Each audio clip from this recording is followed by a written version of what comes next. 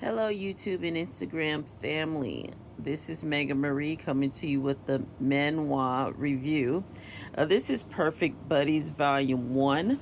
So, this is by daki, and the art is by daki, and the story is by Lash. So, let's take a read. These two are not safe for work.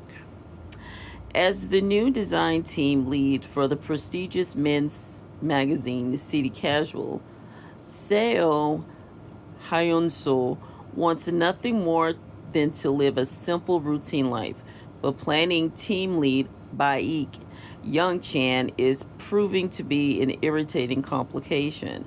The two constantly butt heads, and Hyusun cannot, I'm sorry, Hyunso cannot stand the other man's sunny disposition. Try as he may to avoid Young Chan, Hyun So ends up catching the man doing something very not safe for work in the men's bathroom. What's worse, Young Chan won't leave him alone after the awkward encounter. Can Young So keep his work on track, or will things heat up at the company retreat? This is a webtoon to print. It is definitely mature, 18 plus. Yeah, definitely an 18 plus. Now, I will say this. This was a slow burn. It's very slow. However, it speeds up before you get to the middle of it, even before. The characters are so well written that it keeps me very excited to want to know more about the characters. At first, it kind of gave a little slice of life comedy, but it was very interesting enough, but it is a little slow.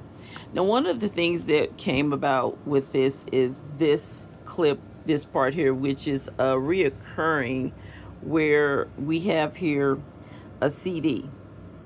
Okay, and this is clearly, as you go through it, you'll see this CD again, but it's CEO, which is this CEO, which is this gentleman right here, his CD, and it's symbolic. But I said, you know what, I want to check this music out, because anything I see, any kind of pop culture reference in a manhwa or a manga, or even in a light Korean or a Japanese novel, I want to check it out, because I think it give me some insight into what the character is and what the author wants you to feel about the character, and also maybe a little bit about the author as well.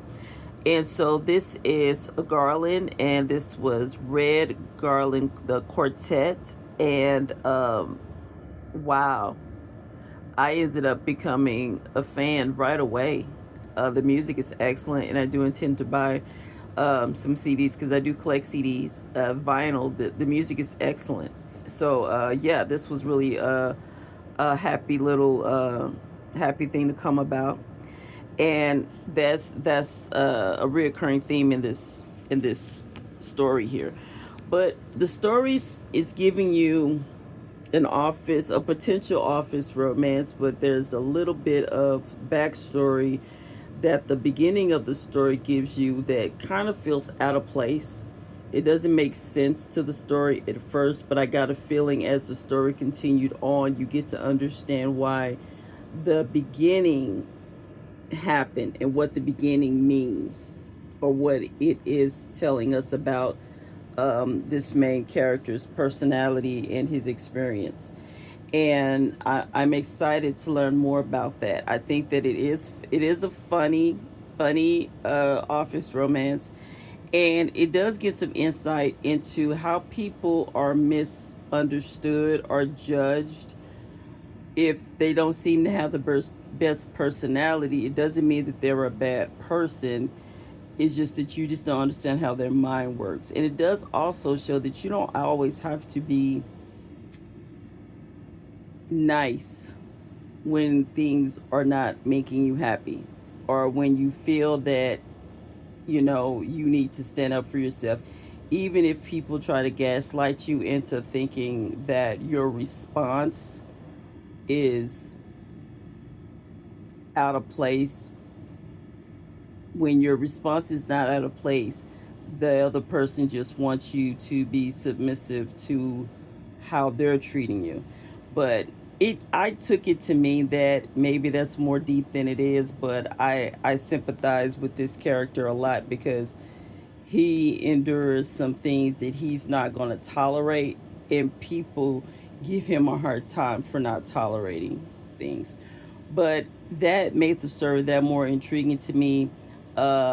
This guy right here, he's hilarious. He gives a lot of comic relief, and it's just it's a office type of drama slash romance. So it is office based, but it's real fun. And I think I want to get to the next volume. I think the next volume it left on a really good cliffhanger, because he gives a little bit of creep vibes, but I don't know much. I know more about him than I do about him. So, and I know very little as far as I know how everything about this volume has been about him. We get a little bit about him to misunderstand him. So I'm hoping we'll get more information in the second volume. But yeah, this is definitely, I give this a 3.5 only because it is slow in the beginning.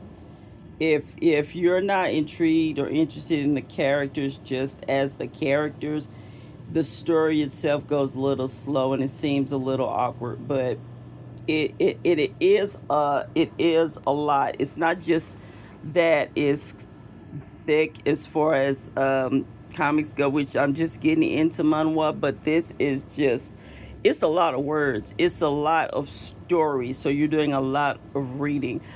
I think as far as a lot of text is concerned, when I read Oku Chambers, Secret Chambers, I think that was a series that had a lot of words in it. So it was a lot of reading.